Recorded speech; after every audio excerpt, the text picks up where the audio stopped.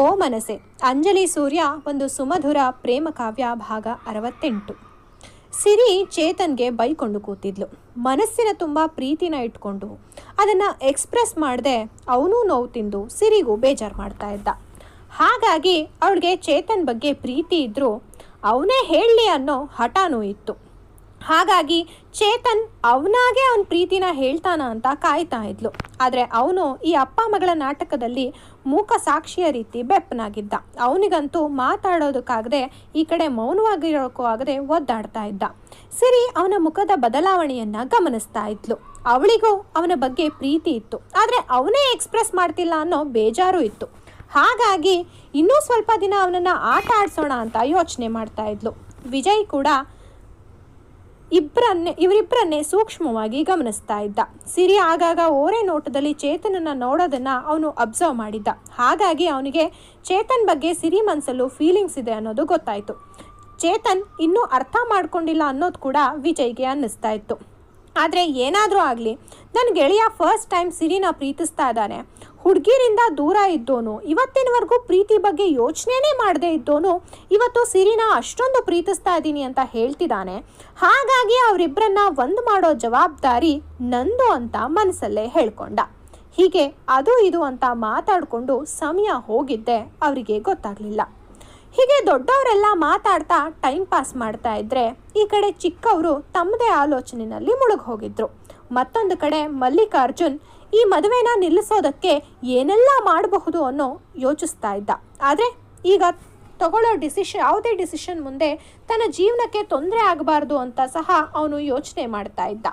ಹಾಗಾಗಿ ಈ ಸಲ ಅವನು ಹುಷಾರಾಗಿ ಹೆಜ್ಜೆ ಇಡಬೇಕು ಅಂತ ಮನಸ್ಸಲ್ಲೇ ಲೆಕ್ಕಾಚಾರ ಸಹ ಮಾಡ್ತಾ ಇದ್ದ. ಶಾರ್ವರಿ ಅವನ ರೂಮಿಗೆ ಬಂದು, ಡ್ಯಾಡ್, ಏನು ಮಾಡ್ತಾ ಇದ್ದೀರಾ ನೀವು? ನನಗೆ ಪ್ರಾಮಿಸ್ ಮಾಡಿದ್ದೀರಾ ಹೇಗಾದರೂ ಮಾಡಿ ಈ ಮದುವೆ ನಿಲ್ಲಿಸಿ ವಿಜಯ್ ಜೊತೆ ನನ್ನ ಮದುವೆ ಮಾಡಿಸ್ತೀನಿ ಅಂತ. ಅವರಿಬ್ಬರ ಅರಿಶಿಣದ ಶಾಸ್ತ್ರನೂ ಆಯಿತು. ಇವತ್ತು ಮೆಹಂದಿ, ಇನ್ನು ನಾಳೆ ಬೆಳಕಾದರೆ ಅವರಿಬ್ಬರ ಮದುವೆ. ಹೀಗಿರೋ ಮಗ ಈ ಮದುವೆನ ನೀವು ಹೇಗೆ ನಿಲ್ಲಿಸ್ತೀರಾ? ನೀವು ನಿಲ್ಲಿಸ್ತೀರಾ ಅಂತ ನನಗೆ ಯಾವುದೇ ಹೋಪ್ಸ್ ಇಲ್ಲ. ನನಗೂ ಕಾದು ಕಾದು ಸಾಕಾಗಿದೆ. ನನಗೆ ವಿಜಯ್ ಸಿಗ್ತಾನೆ ಅನ್ನೋ ನಂಬಿಕೆನೇ ಇಲ್ಲ. Please dad, do something. ನನಗೆ ವಿಜಯ್ ಇಲ್ಲದೆ ಬದುಕೋದಕ್ಕಾಗಲ್ಲ, ಅದು ನಿಮಗೂ ಗೊತ್ತು. ಅವನು ಏನಾದರೂ ಅಂಜಲಿನ ಮದುವೆ ಆದರೆ ನಾನೇ ಅವಳನ್ನು ಶೂಟ್ ಮಾಡಿ ಸಾಯಿಸ್ಬಿಡ್ತೀನಿ ಅಂತ ತನ್ನ ಕೋಪನೆಲ್ಲ ತನ್ನ ತಂದೆ ಹತ್ರ ತೋರಿಸ್ಕೊಳ್ತಾ ಇದ್ಲು. ಅವಳಿಗೆ ವಿಜಯ್ ಅಂಜಲಿ ಜೊತೆ ಮದುವೆ ಆಗ್ತಿದ್ದಾನೆ ಅನ್ನೋದನ್ನು ಸಹಿಸ್ಕೊಳ್ಳೋದಕ್ಕೆ ಸಾಧ್ಯನೇ ಆಗ್ತಿರ್ಲಿಲ್ಲ. ಹೇಗಾದರೂ ಮಾಡಿ ಈ ಮದುವೆನ ಅಪ್ಪ ನಿಲ್ಲಿಸ್ತಾರೆ ಅನ್ನೋ ನಂಬಿಕೆಯಿಂದ ಕಾಯ್ತಾ ಇದ್ಲು. ಮಲ್ಲಿಕಾರ್ಜುನ್ ಮಗಳ ತಲೆ ಸವರಿ, ಹೆದರ್ಬೇಡ ಮಗಳೇ, ನಾನು ಏನಾದರೂ ಪ್ಲ್ಯಾನ್ ಮಾಡ್ತೀನಿ. ಈ ಮದುವೆನ ನಿಲ್ಲಿಸ್ತೀನಿ ಅಂತ ನಿನಗೆ ನಾನು ಪ್ರಾಮಿಸ್ ಮಾಡಿದ್ದೀನಿ. ಸೊ ಆ ಪ್ರಾಮಿಸ್ನ ನಾನು ಉಳಿಸ್ಕೋತೀನಿ. ವಿಜಯ್ ಜೊತೆ ನಿನ್ನ ಮದುವೆ ಮಾಡಿಸ್ತೀನಿ. ನೀನು ಯಾವುದೇ ಟೆನ್ಷನ್ ಇಲ್ಲದೆ ಆರಾಮಾಗಿರು. ನಿನ್ನಪ್ಪ ಇರೋವರೆಗೂ ನಿನ್ನ ಆಸೆ ಕನಸನ್ನು ಈಡೇರಿಸೋದು ಅವನ ಜವಾಬ್ದಾರಿ ಅಂತ ಅವಳಿಗೆ ಭರವಸೆ ತುಂಬ್ತಾ ಇದ್ದ.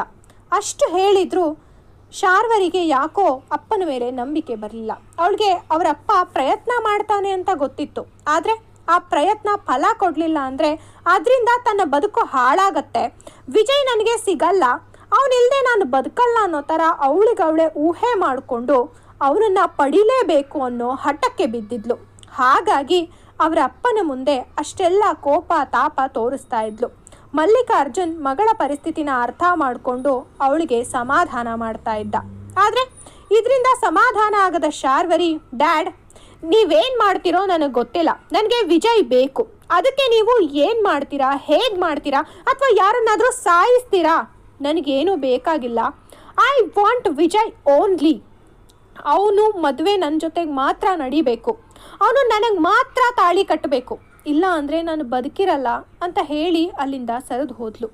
ಅವರ ಅಷ್ಟೂ ಮಾತನ್ನು ಕೇಳಿಸ್ಕೊಂಡ ಮಲ್ಲಿಕಾರ್ಜುನ್ ಹೆಂಡತಿ ಗರ ಬಡಿದವಳ ಥರ ನಿಂತು ಬಿಟ್ಲು.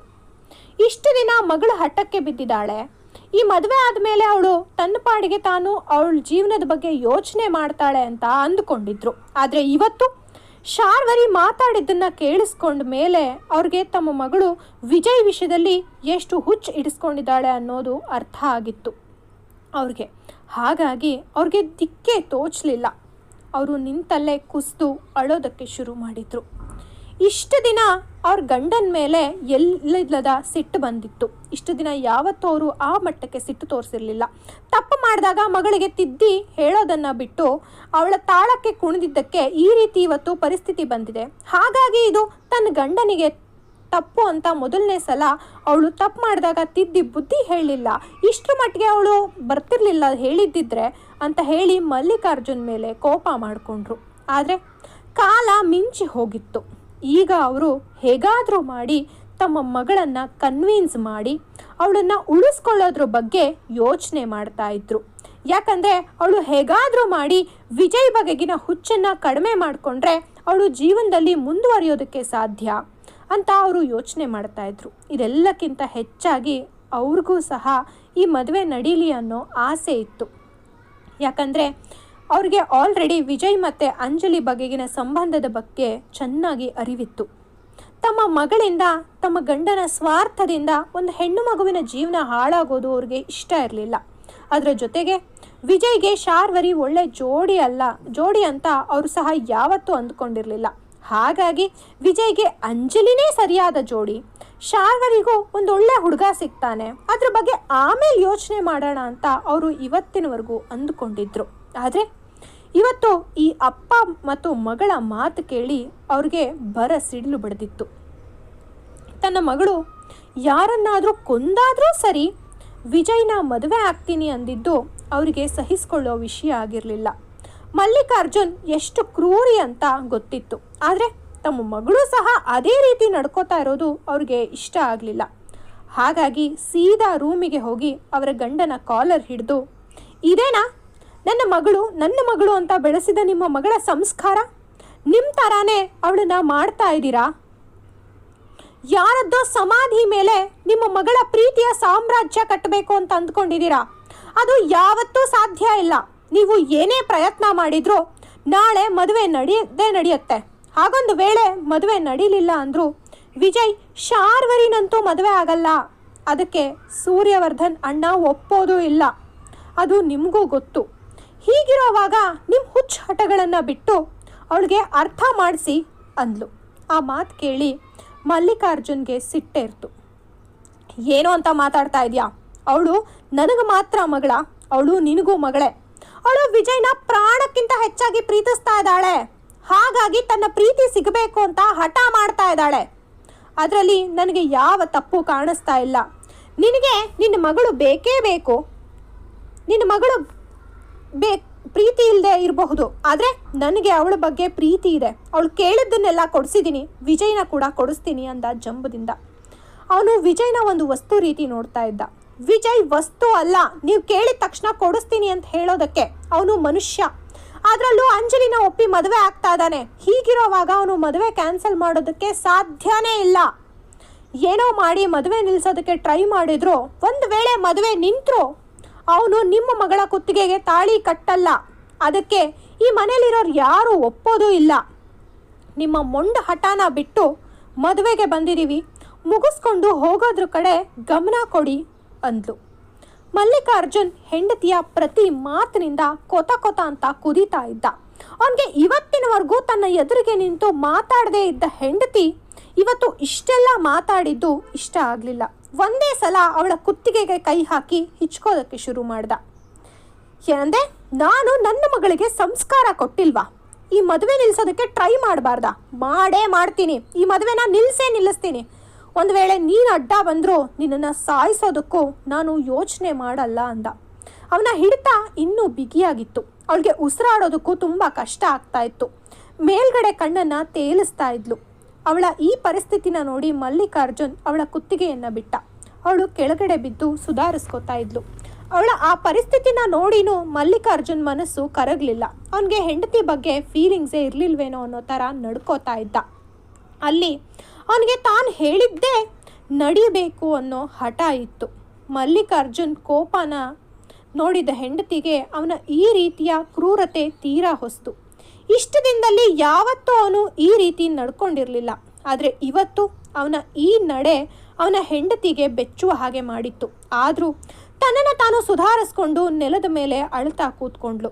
ಅವಳಿಗೆ ನಾಳೆ ನಡೆಯೋ ಮದುವೆನಲ್ಲಿ ಏನೆಲ್ಲ ಆಗಬಹುದು ಅನ್ನೋ ಯೋಚನೆ ಬೆಚ್ಚಿ ಬೀಳೋ ಥರ ಮಾಡ್ತಾ ಇತ್ತು. ಆದರೆ ಮಲ್ಲಿಕಾರ್ಜುನ್ ತನ್ನ ಹೆಂಡತಿಯ ಬಗ್ಗೆ ಗಮನನೇ ಕೊಡದೆ ರೂಮ್ನಿಂದ ಹೊರಟು ಬಿಟ್ಟ.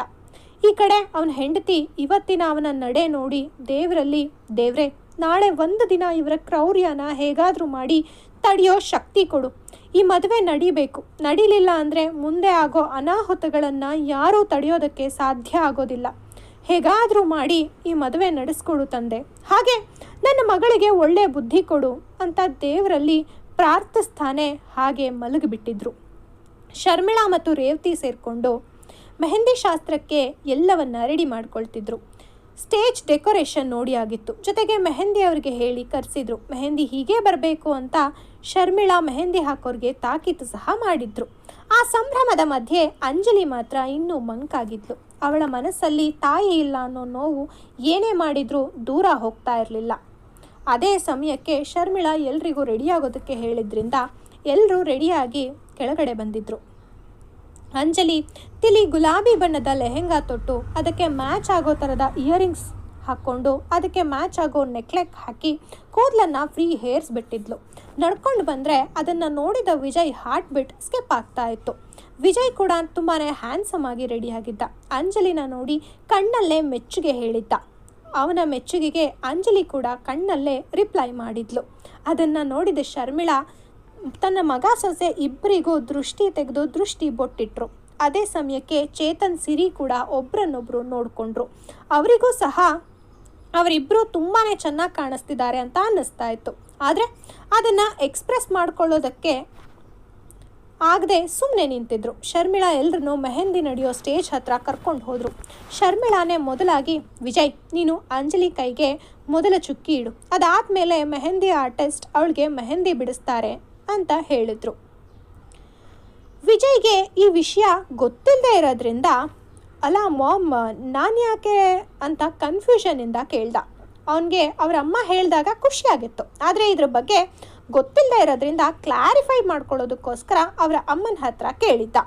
ಆಗ ಶರ್ಮಿಳಾ ನಗ್ತಾ, ಲೋ ಮಗನೇ ಇದು ಶಾಸ್ತ್ರ, ಅವಳ ಕೈಗೆ ಮೊದಲು ಚುಕ್ಕಿ ನೀನಿಡಬೇಕು, ಅದಾದಮೇಲೆ ಅವರು ಬಿಡಿಸ್ತಾರೆ, ಹೋಗು ಮೊದಲು ಅಂಜಲಿ ಕೈಗೆ ನಿನ್ನ ಕೈಯಿಂದ ಚುಕ್ಕಿ ಇಡು ಅಂತ ಹೇಳಿದ್ರು.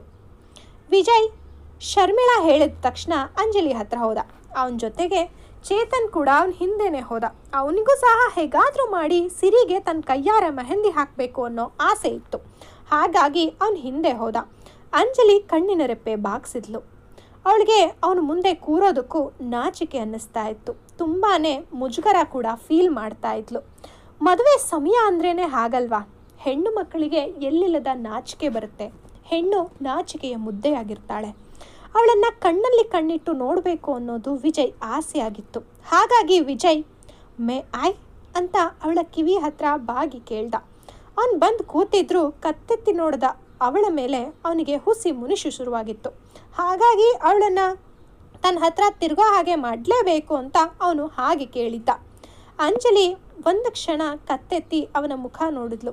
ಇಬ್ಬರ ಕಣ್ಣೋಟಗಳು ಬೆರೆತಿತ್ತು. ಚೇತನ್ ಸ್ವಲ್ಪ ಕೆಮ್ಮಿ ವಾಸ್ತವಕ್ಕೆ ಇಬ್ಬರು ವಾಸ್ತವಕ್ಕೆ ಬಂದರು. ಅಂಜಲಿ ಅಂತೂ ಇನ್ನೂ ನಾಚಿಕೆಯಿಂದಾನೇ ಕೂತಿದ್ಲು. ವಿಜಯ್ ಅವಳ ಕೈಯನ್ನು ತನ್ನ ಅಂಗೈಯಲ್ಲಿ ಹಿಡ್ಕೊಂಡ. ಅವನಿಗೆ ಅವಳ ಕೈ ಜೊತೆ ತನ್ನ ಕೈ ಸೇರಿಸಿದಾಗ ಮೈಯಲ್ಲಿ ಮಿಂಚಿನ ಸಂಚಾರ ಆಗಿತ್ತು.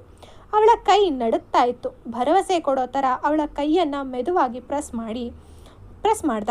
ಅವಳಿಗೆ ತುಂಬಾ ಕಂಫರ್ಟ್ ಫೀಲ್ ಕೊಡ್ತಾ ಇತ್ತು. ಅದಾದಮೇಲೆ ಅವಳ ಕೈಯನ್ನು ಹಿಡ್ಕೊಂಡು ಒಂದು ಪುಟ್ಟದಾದ ಚುಕ್ಕಿ ಇಟ್ಟ. ನಂತರ ಆ ಚುಕ್ಕಿನ ನೋಡ್ತಾ ಅವಳನ್ನು ನೋಡಿ ಅದೆಷ್ಟು ಸಾಫ್ಟ್ ಆಗಿದೆ ಅಂತ ಹೇಳಿ ಅವಳ ಕೈ ಬಗ್ಗೆ ಹೇಳ್ಕೊಂಡು ಮನಸ್ಸಲ್ಲೇ ನಕ್ಕಿದ್ದ. ನಂತರ ಅಲ್ಲಿದ್ದ ಆರ್ಟಿಸ್ಟ್ ಸರ್ ಅಂತ ಕರೆದ್ಲು. ಅವನಿಗೆ ಅರ್ಥ ಆಯಿತು. ನಂತರ ಅವನು ಅವರಿಗೆ ಮೆಹಂದಿ ಹಾಕೋದಕ್ಕೆ ಜಾಗನ ಬಿಟ್ಟು ಅಲ್ಲಿಂದ ಎದ್ದು ಬಂದ. ಅದೇ ಸಮಯಕ್ಕೆ ಚೇತನ್ ಸಿರಿನ ಹುಡ್ಕೊಂಡು ಅವಳಿದ್ದಲ್ಲಿಗೆ ಹೋಗಿದ್ದ.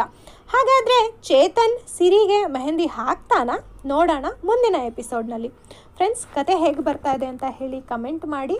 ಪದೇ ಪದೇ ಲೇಟ್ ಆಗ್ತಿರೋದಕ್ಕೆ ನಾನು ಪ್ರತಿ ಸಲನೂ ಸಾರಿ ಕೇಳೋದೇ ಆಗಿದೆ. ಬಟ್ ಆದಷ್ಟು ಟೈಮ್ ಕಡಿಮೆ ಮಾಡಿಕೊಂಡು ಪ್ರತಿದಿನ ಹಾಕೋದಕ್ಕೆ ಟ್ರೈ ಮಾಡ್ತೀನಿ. ಮತ್ತು ಕಥೆಯಲ್ಲಿ ಏನಾದರೂ ಚೇಂಜಸ್ ಬೇಕು ಅಂತಂದರೆ ಖಂಡಿತವಾಗಿಯೂ ಹೇಳಿ. ಮತ್ತು ಕತೆ ಬಗ್ಗೆ ನಿಮ್ಮ ಅಭಿಪ್ರಾಯ ಅನಿಸಿಕೆಗಳನ್ನು ಕಮೆಂಟ್ ಮಾಡಿ ತಿಳಿಸಿ. ಹಾಗೆ ಲೈಕ್ ಕೊಡೋದನ್ನು ಮರಿಬೇಡಿ. ಯಾರೆಲ್ಲ ಸಬ್ಸ್ಕ್ರೈಬ್ ಮಾಡಿಲ್ಲ ದಯವಿಟ್ಟು ಸಬ್ಸ್ಕ್ರೈಬ್ ಮಾಡ್ಕೊಳ್ಳಿ.